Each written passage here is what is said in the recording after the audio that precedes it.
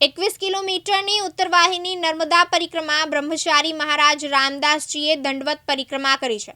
પોતે અખિલ ભારતીય નર્મદા પરિક્રમા સેવા સંઘના રાષ્ટ્રીય સંગઠન મંત્રી છે। તેમની સાથે મહારાષ્ટ્રીયન ભક્તો પણ પરિક્રમામાં જોડાયા હતા। રામદાસજી મહારાજે 19 તારીખના રોજ દંડવત યાત્રા આરંભ કરી હતી। રામપુરા માંગરોળથી નર્મદા પૂજન પરિક્રમા કરી સીતારામ આશ્રમથી નીચે નર્મદા કિનારે બ્રિજ પાસે પહોંચી આગળ વધ્યા હતા।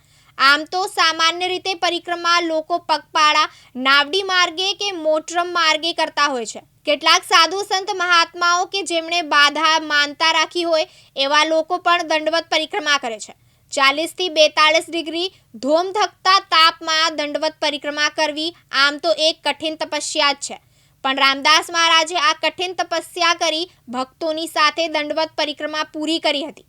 દંડવત પરિક્રમા કોણ કરી શકે એની વિશેષ માહિતી આપતા રામદાસજી મહારાજે જણાવ્યું હતું કે શાસ્ત્રોમાં વેદવ્યાસજીએ 3 પ્રકારની પરિક્રમાનું વર્ણન કર્યું છે, જેમાં દંડવત પરિક્રમા આમાં નથી આવતી।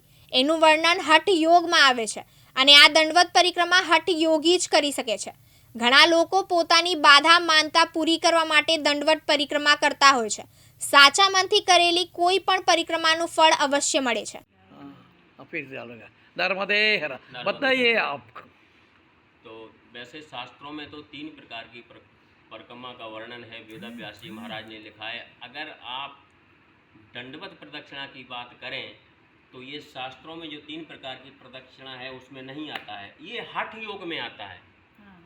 ये जो दंडवत प्रदक्षिणा है अगर कोई पूछ ले ये क्या है तो ये हठ योग में आता है और वो हठ योगी ही कर सकता है दंडवत।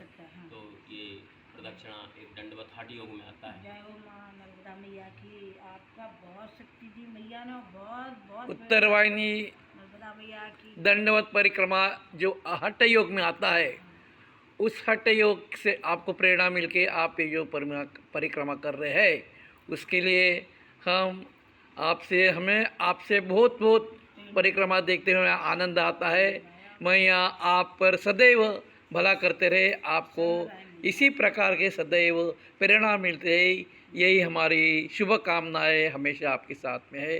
नर्मदे हर हर हर नर्मदे, घर घर नर्मदे, नर्मदा जल होना चाहिए अपने घर मंदिर में। दीपक जगताप साथे जीतू राणा, दिव्यांग न्यूज़, राजपीपला, नर्मदा।